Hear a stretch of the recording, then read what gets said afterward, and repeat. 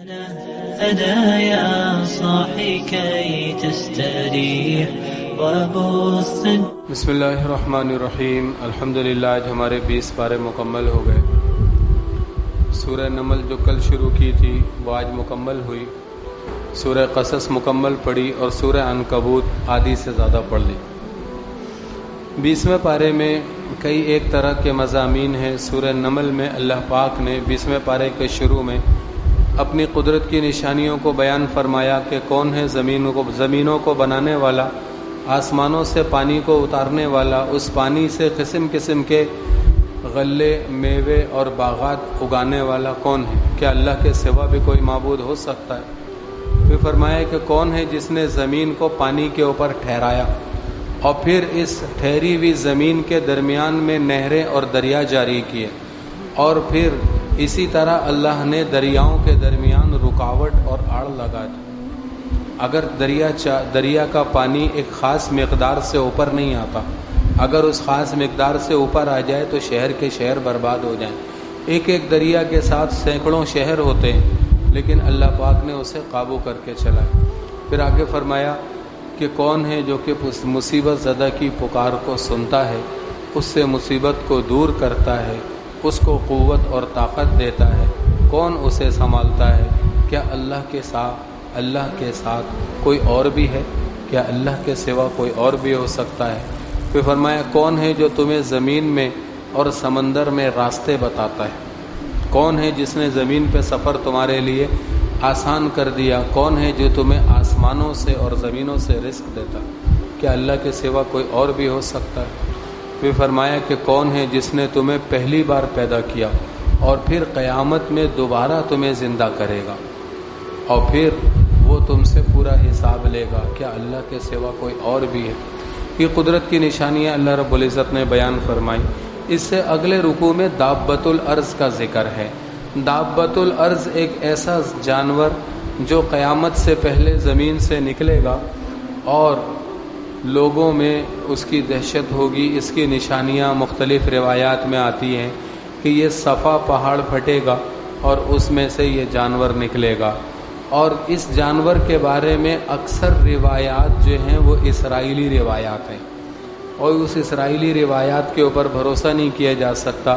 بہرکیف ہم اس بارے میں تو ایمان رکھتے ہیں کہ اللہ نے قرآن میں فرما دیا کہ ایک جانور ایسا نکلے گا تو ایسا نکلے گا. اب وہ جانور کیسا ہوگا؟ جو انسانوں کی طرح بات کرے گا، لوگوں سے انسانوں کی طرح بات کرے گا، کافر کی پیشانی پر مہر لگائے گا اور اس پہ کافر لکھا جائے گا، اور مسلمان کی پیشانی پر مہر لگائے گا اور وہ مسلم لکھا جائے گا. اور یہ قیامت کی بڑی نشانیوں میں سے سب سے آخری نشانی ہوگی، کیونکہ اس کے بعد جو مسلم ہے وہ مسلم رہے گا، جو کافر ہے وہ ہمیشہ کافر رہے گا. توبہ کے دروازے بند ہو جائیں گے، سورج مغرب سے نکل چکا ہوگا، یہ دابۃ الارض آئے گا. دابۃ الارض کے بارے میں یوٹیوب پہ بہت ساری ویڈیوز موجود ہیں، بہت سارے لوگوں نے ادھر ادھر کی ہانکی ہے اس کے اندر، لیکن حقیقت بات یہ ہے کہ اکثر روایات اس بارے میں جو ہیں وہ اسرائیلی روایات ہیں. بس ہمیں اس پہ یقین رکھنا چاہیے کہ اللہ کی کوئی ایسی مخلوق ہے، اللہ کی کوئی ایسی مخلوق ہے جو عقل شعور والی ہوگی، بات چیت کرتی ہوگی اور حق اور باطل کا فیصلہ کر دے گی. پھر آگے سورہ قصص میں اللہ رب العزت نے موسیٰ علیہ السلام کی پیدائش سے لے کر قارون کے دھسنے تک یہ پورے ایک طویل عرصے کے جو ہے واقعات تفصیل سے سورہ قصص میں بیان فرمائے، اور اس میں موسیٰ علیہ السلام کے واقعے کو مزید تفصیل سے بیان فرمائے.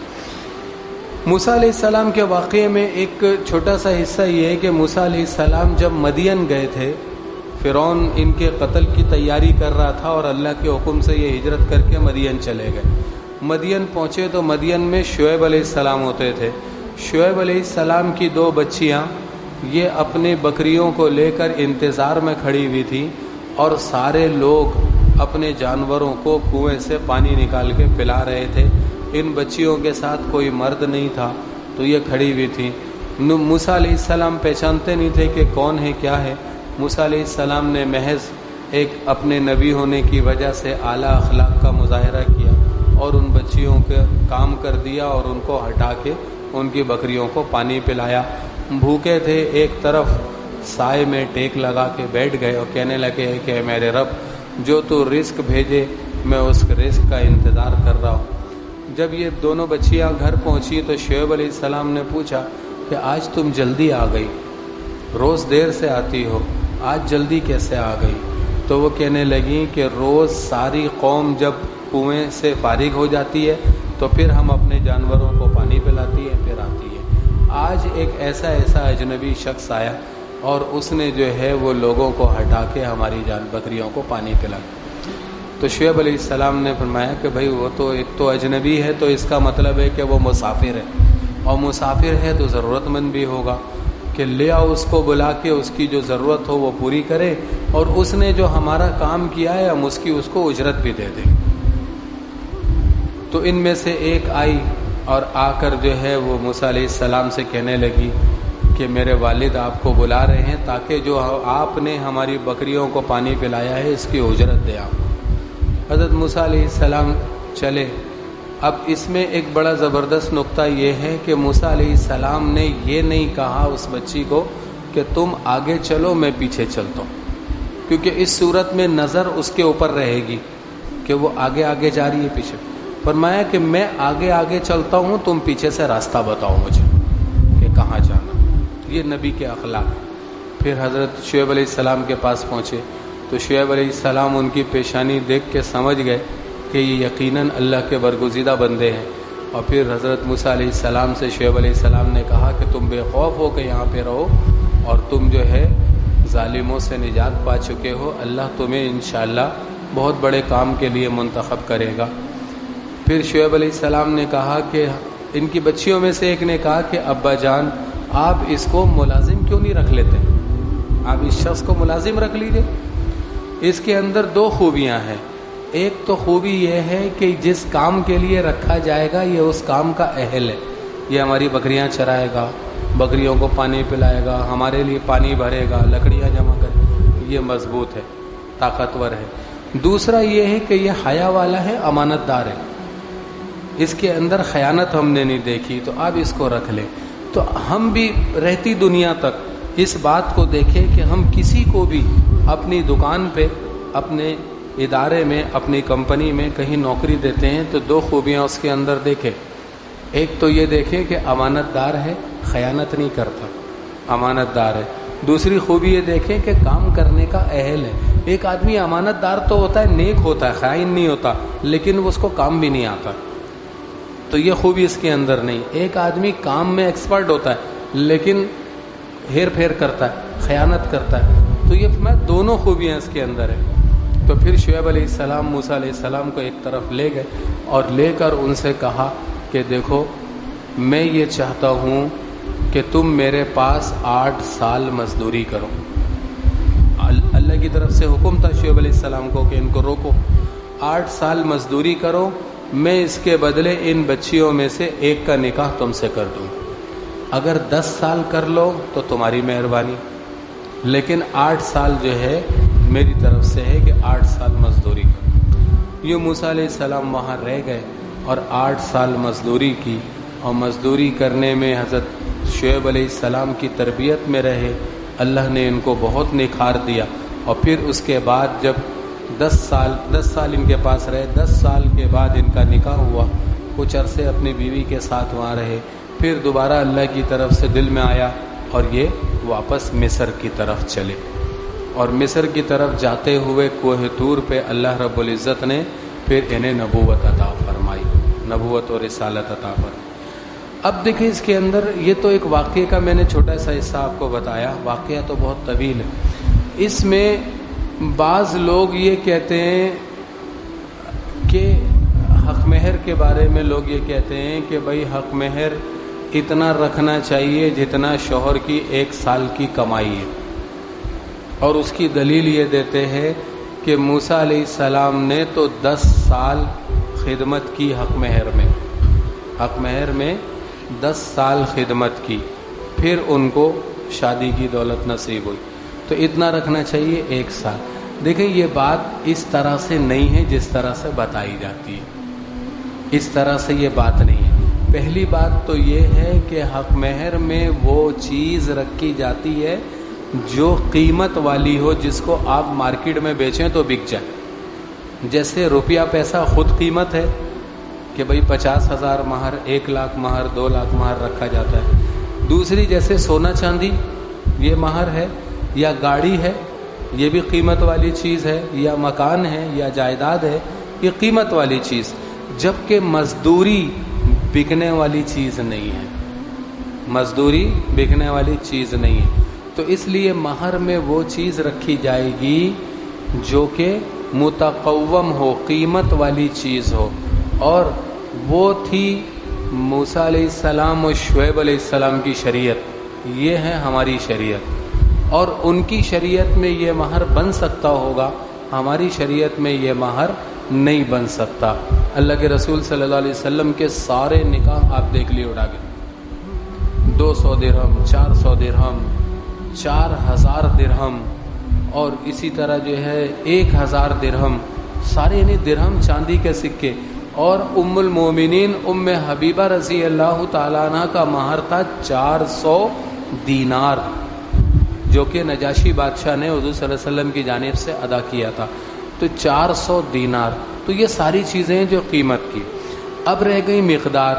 ہمارے زمانے میں بھی کچھ لوگ، ہمارے اس علاقے کے بھی ایک پرانے ولی صاحب ہیں، وہ بھی یہی کہتے ہیں کہ بھئی 1 سال کی مزدوری جتنی ہو، 1 سال کی کمائی جتنی ہو اتنا مہر رکھنا چاہیے.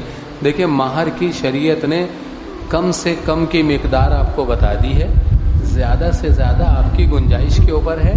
علی الموسع قدرہ وعلی المقتر قدرہ، کہ وسعت والے کے اوپر اس کی حالت کے مناسب مہر ہے، تنگ دست کے اوپر اس کی حالت کے مناسب مہر ہے. اور قدرہ مذکر کی ضمیر ہے، اور مذکر کی ضمیر یہ بتاتی ہے کہ مہر میں مذکر یعنی شوہر کے حال کا اعتبار ہے، بیوی کے حال کا اعتبار نہیں ہے کہ بیوی ارب پتی کی بیٹی ہے تو اس کا مہر 1 کروڑ روپے رکھا جائے گا. نہیں، جو دینے والا ہے اس کی حالت کا اعتبار ہے کہ یہ کتنا مہر دے سکتا ہے. تو اس لیے جو ہے مہر میں بہت زیادتی نہیں کرنا چاہیے. اور یہ تو قیامت کی نشانیوں میں سے ایک نشانی ہے کہ لوگ مہر کی مقدار کو بڑھائیں گے، بہت اونچا لے کے جائیں گے مہر کو، جس کی وجہ سے نکاح مشکل سے مشکل تر ہوتے چلے جائیں گے. تو یہ بھی قیامت کی نشانیوں میں سے ایک نشانی ہے. آسان رکھیں، آسان رکھیں. بعض قومیں ہمارے زمانے میں بھی ہیں، اگرچہ وہ دین اور دنیا کے اعتبار سے ان پڑھ کہلاتے ہیں، لیکن ابھی بھی وہاں پہ 10,000 12,000 15,000 حق مہر رکھا جاتا ہے جو آسانی سے شوہر ادا کر سکے. مہر ایک قرض ہے، شوہر نے دینا ہے، بیوی نے لینا ہے. نہ شوہر کے گھر والوں نے دینا ہے نہ بیوی کے گھر والوں نے لینا ہے. جب تاریخ رکھی جاتی ہے، بہت ساری تاریخوں میں بیٹھا ہوں، تب تاریخ رکھی جاتی ہے، نعوذ باللہ نعوذ باللہ، اللہ پاک معاف کرے مجھے بھی اور سب کو. دلہن والوں کی کوشش یہ ہوتی ہے کہ ہم کوئی چیز بیچ رہے ہیں مہنگی سے مہنگی بیچتے ہیں، اور دولہا والوں کی کوشش یہ ہوتی ہے کہ ہم کوئی چیز خرید رہے ہیں سستی سے سستی خرید لیں. حالانکہ وہ مہر نہ دولہا کے باپ نے دینا ہے، نہ اس کے بھائیوں نے، نہ اس کے ماما نے، پوپا نے، چچا نے، جو لوگ بیٹھے ہوتے ہیں انہوں نے نہیں دینا ہوتا ہے. تو وہ کیوں کم کراتے ہیں؟ اور لڑکی کی طرف سے جو بیٹھے ہوتے ہیں ابا، چچا، تایا، دادا وغیرہ، یہ بھی چاہتے ہیں زیادہ سے زیادہ بڑھائیں، حالانکہ وہ انہیں نہیں ملنا ہے، وہ ملنا ہے ان کی لڑکی کو. اور یہ یاد رکھیے کہ لوگ مہر اگر اس ذہن سے بڑھاتے ہیں کہ مہر زیادہ رکھو طلاق نہیں دے سکے گا، یہ تو یہ سمجھ لیجئے کہ مہر طلاق کا بدل نہیں ہے، مہر نکاح کا بدل ہے. نکاح ہو گیا، اب مہر دینا پڑے گا. مہر طلاق کی وجہ سے نہیں دیا جاتا، مہر نکاح کی وجہ سے دیا جاتا ہے. اگر آپ میں سے بھی کسی نے یہ سوچا ہوا ہے کہ اگر طلاق ہوئی تو مہر دیں گے، تو اس پہ استغفار کرے آج ہی. اور اگر اپنی بیویوں کا حق مہر اب تک ادا نہیں کیا ہے تو حق مہر ادا کریں. اس کو اگر فوری ادا نہیں کر سکتے تو BC ڈالیں، وہ پیسہ اس کو دیں. BC نہیں دے سکتے، ماہانہ خرچہ اگر اس کو 20,000 دے رہے تو 5,000 بڑھا دیں کہ یہ 5,000 ہر مہینے تمہیں ملتا رہے گا جب تک کہ تمہارا مہر ادا نہیں ہو جائے. دیکھیں طلاق نہ دینے والے 1,000 روپے حق مہر پہ 50 سال 60 سال کا ساتھ نبھا دیتے. اور طلاق دینے والے 1 کروڑ منہ پہ مار کے طلاق دے کے بھیج دیتے. تو طلاق کی وجہ سے مہر زیادہ یا کم کرنا یہ بالکل بے وقوفی کی بات ہے. آپ رشتے بنتے ہیں، جڑتے ہیں، نبھتے ہیں آپس کے اچھے تعلق اور اچھے عمل کی وجہ سے، اچھے سلوک کی وجہ سے رشتے بنتے ہیں. اور اگر سلوک اچھا نہ ہو تو کوئی رشتوں کو ٹوٹنے سے نہیں روک سکتا. مہر زیادہ طے کر دیا، بولو طلاق نہیں دے سکے گا. ایک آدمی اڑ جائے، وہ طلاق بھی دے دے، بولتا مہر ہے ہی نہیں میرے پاس، پیسہ میں کہاں سے دوں، پھر کیا کریں گے؟ ہٹ دھرمی اور ضد کا تو کوئی علاج نہیں. اس لیے ہم سلوک کو اچھا کریں. اپنی بچیوں کو سب سکھاتے ہیں، اپنی بچیوں کو کھانا پکانا سکھاتے ہیں، جھاڑو پوچھا سکھاتے ہیں، کپڑے دھونا سکھاتے ہیں، سینہ پھرونا اس کو یہ نہیں سکھاتے ہیں کہ شوہر کے کیا حقوق ہے. ہم اپنے بچوں کو سکھاتے ہیں، کام کاج سکھاتے ہیں، ہنر سکھاتے ہیں، نوکری کرواتے ہیں، کاروبار کرواتے ہیں، کمانے قابل بتاتے ہیں. اس کو اچھا انسان نہیں بناتے کہ بیوی کے ساتھ کیسا سلوک کرنا ہے، یہ نہیں اس کو سکھاتے. یہ سکھائیں گے، اس سے گھر بنیں گے. پیسے سے چیزوں سے نہیں گھر بنتے، انسانوں کے اچھے سلوک کی وجہ سے گھر بنتے ہیں، انسانوں کی اچھی تربیت کی وجہ سے گھر بنتے ہیں، اچھے اعمال کی وجہ سے گھر بنتے اور جڑتے ہیں. اور برداشت اور ضبط کی وجہ سے گھر باقی رہتے ہیں. اگر برداشت کسی ایک فریق کے اندر کم ہو جائے اور دوسرا فریق بھی اس کے منہ در منہ اس کو جواب دینے لگے تو پھر یہ وہ گھر بستے نہیں ہیں. اللہ پاک ہم سب کو کہنے سننے سے زیادہ عمل کی توفیق عطا فرمائے. اور آخر میں ایک بات اور اس میں سمجھ لیجئے کہ ہمارے معاشرے میں یہ بات عیب سمجھی جاتی ہے کہ لڑکی والے اپنے منہ سے اظہار کریں کہ ہماری لڑکی کا رشتہ لے لو. لوگ کہتے ہیں کہ نہیں، لڑکے والوں کو آنا چاہیے پہلے. یہاں پر حضرت شعیب علیہ السلام نے اپنے منہ سے اظہار کیا کہ میں چاہتا ہوں کہ میں اپنی بچی کا نکاح تم سے کر دوں. یہ کوئی عیب کی بات نہیں ہے. وہ لوگ ہم سے زیادہ غیرت والے اور ہم سے زیادہ عزت والے لوگ، وہ اللہ کے انبیاء ہیں. تو اس لیے جو ہے یہ کوئی عیب کی بات نہیں. خود سب سے زیادہ جلالی صحابی حضرت عمر فاروق رضی اللہ تعالیٰ عنہ نے اپنی بیٹی کا رشتہ خود پیش کیا. وہ واقعہ طویل ہے، وقت ابھی ہمارا زیادہ ہو گیا تو وہ کسی اور وقت بیان کریں گے. تو رشتہ پیش کرنا کوئی عیب کی بات نہیں ہے. اللہ پاک سب کی بچیوں کے نصیب اچھے کرے، سب کو جو ہے ان کے گھروں میں خوش و خرم اور آباد رکھے. اللہم لک الحمد کما انت اہلہ وصلی علی سیدنا مولانا محمد کما انت اہلہ وفعل بنا ما انت اہلہ انک اہل التقوی واہل المغفرۃ. یا اللہ یا رحمان یا رحیم، یا اللہ جو کہا سنا قبول فرما، کمی کوتاہی غلطیوں کو معاف فرما. یا اللہ جناب نبی کریم صلی اللہ علیہ وسلم نے اتنی خیر کی دعائیں مانگی، وہ خیر ہمیں بھی نصیب فرما. جتنے شرور سے پناہ چاہی ان سے ہمیں بھی پناہ عطا فرما.